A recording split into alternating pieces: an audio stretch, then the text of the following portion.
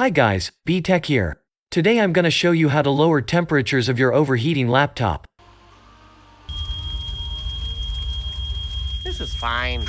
This is the part 1, so I'm just gonna focus on hardware tweaks that may help you to reduce the temperatures of your laptop. Before we start, can you guys help me by subscribing? That means a lot. So first I'm going to test the laptop as it is. And next I'm going to use Laptop Razor and see how it performs, and next I'm gonna check out a cheap cooling pad and see how it will reduce temperatures. And at last, I will check out the ultimate cooling solution as a bonus. Wow! So let's begin. So let's take a base mark of temperatures when using laptop as it is.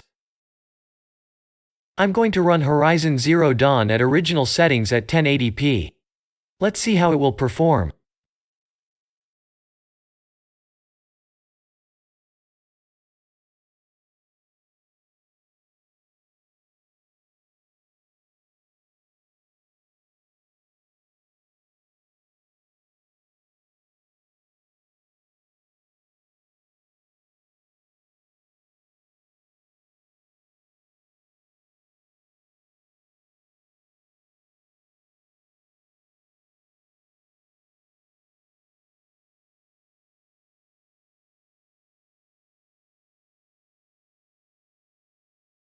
So we are in the last part of the benchmark, and already we can see the CPU at 93 degrees, which is at throttling limit.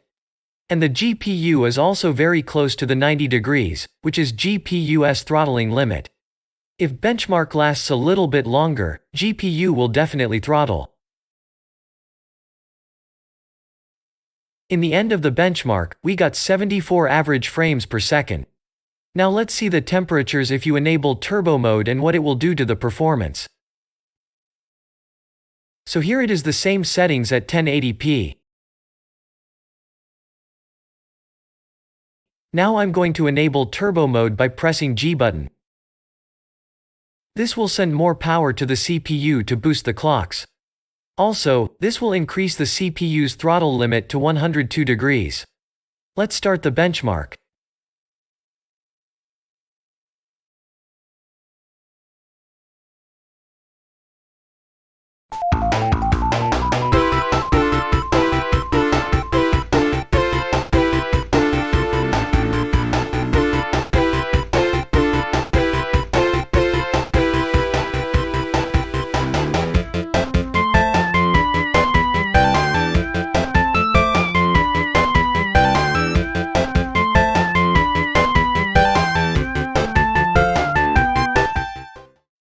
As you can see, enabling turbo mode on this laptop is not a good idea. The GPU is at 90 degrees, which is its throttling limit. If it stays more than 2 minutes, it will throttle massively. Sometimes this is the reason for the OS crashes and reboots. But this is not the single part of the problem. The other problem is this will increase the SSD drive's temperature as well. This will cause blue screen errors on your device.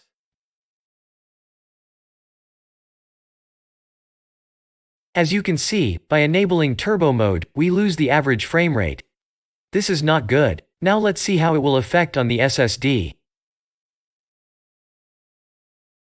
Now I have enabled the SSD temps as well on the overlay. You can see the SSD is sitting around 65 degrees. But soon as I enable the turbo mode, the temps of the SSD will creep up.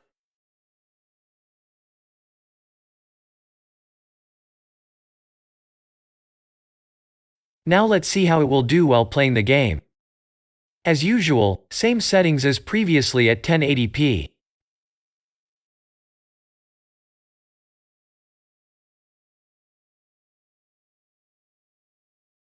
Now the game is playing at balanced performance mode. You can see the temps of the SSD sitting around 65 degrees.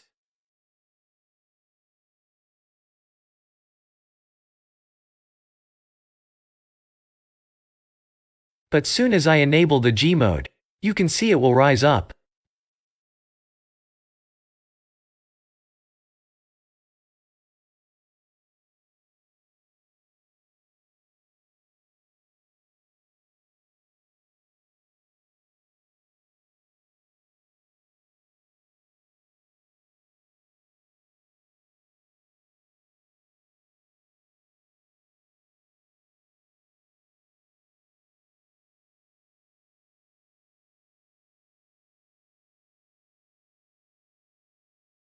Now, in the end of the benchmark, you can see the temperature of the drive has begun to crawl into 80 degrees.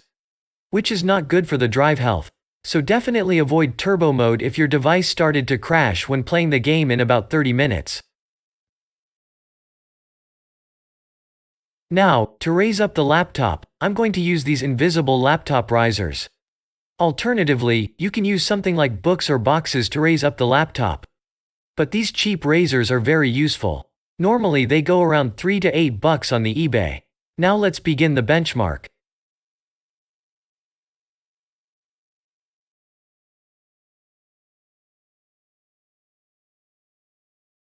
I'm going to raise the laptop. Now we are good to go.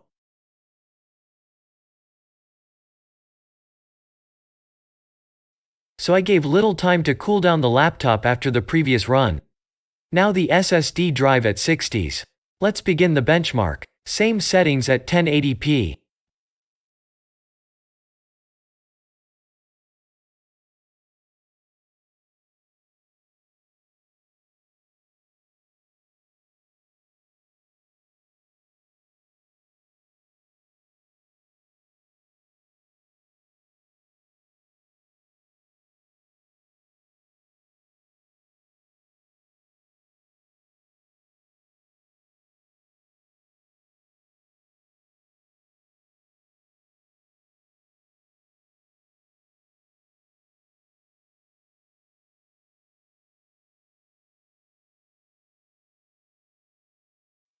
So after this run, the temperature of the SSD didn't exceed 71 degrees.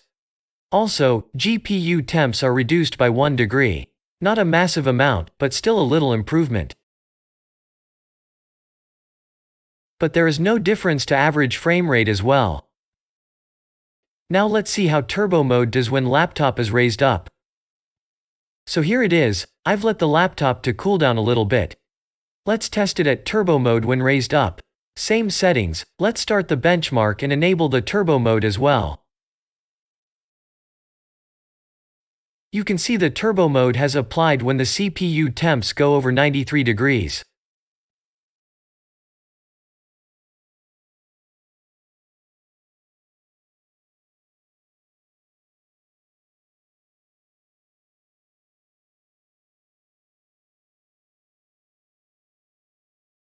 Now in the end of this benchmark you can see there is an improvement in both GPU temps and SSD temps as well. Well, it's about 2 degrees, but it is an improvement nonetheless. Also, the average FPS improved by 1 frame as well. Okay, now, let's test out this cheap laptop cooling pad I got for around $17. But first let's unbox it.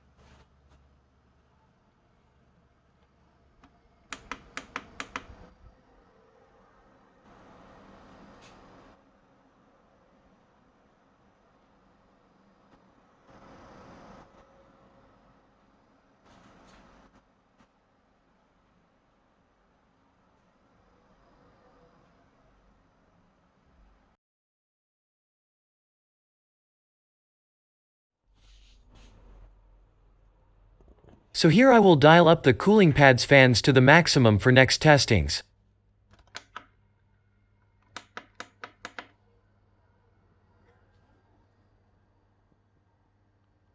Now I'm in the game. As you can see, when idling, the SSD temps are much lower now, which is on lower 40 degrees.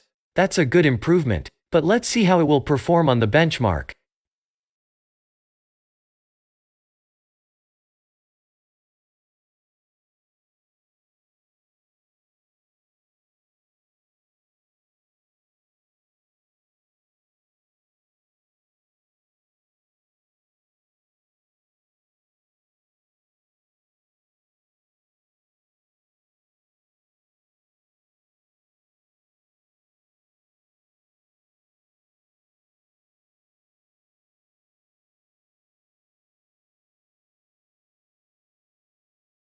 Now as you can see, that's a very good improvement.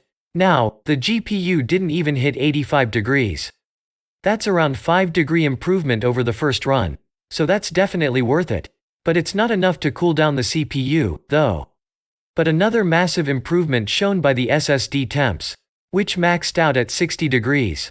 So that's a good improvement.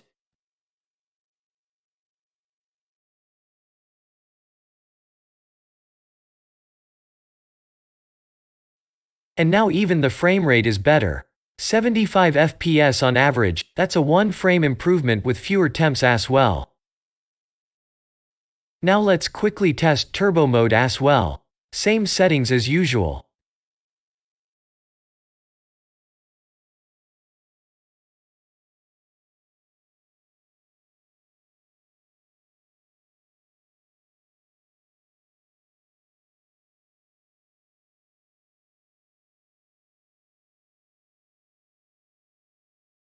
In this benchmark run, the GPU and SSD ran a little bit cooler compared to just raised laptop.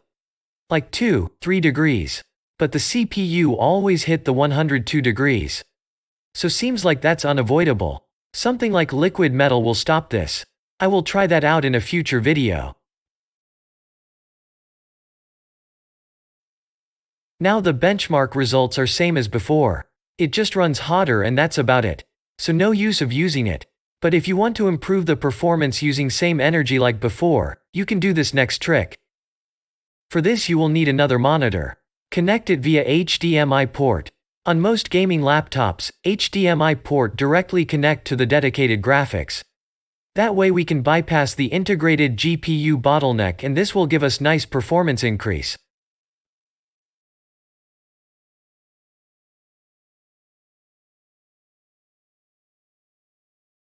Now select second monitor only on project setting on Windows. This will turn off the laptop display. Now, let's see how the game will perform on an external monitor. Settings are same as previous runs.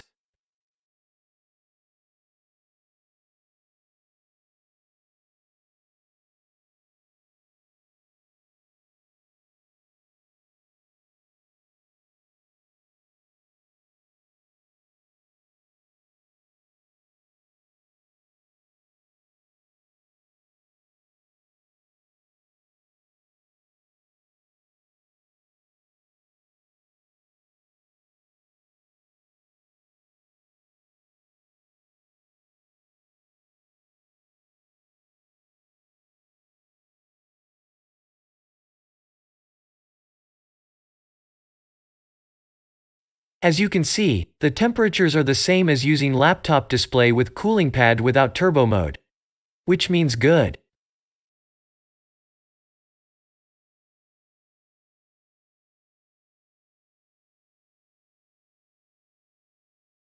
But now you can see the performance increase. It's about 4 more FPS has increased. That's a somewhat reasonable performance boost. So if you have a monitor, I definitely recommend using it. So if you are ultimately paranoid about laptop temperatures, you can try this method. Here it is. Now let's test out this ultimate cooling solution. Let's run the benchmark.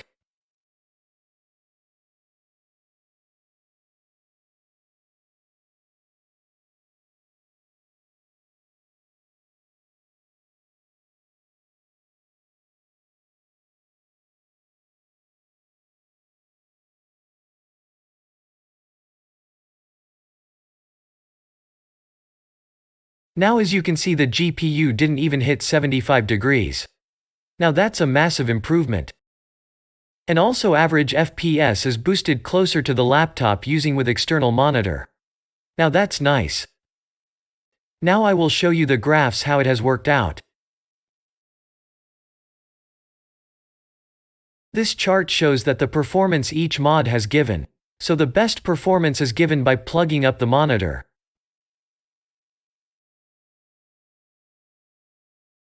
These are the temperatures given by each mode. So plugging up the monitor and cooling pad is the best way to get better performance and temperatures. That's it guys. I will bring up how to lower the temperatures via software tweaks in part 2 of this series. So if you want to see it, help me by subscribing.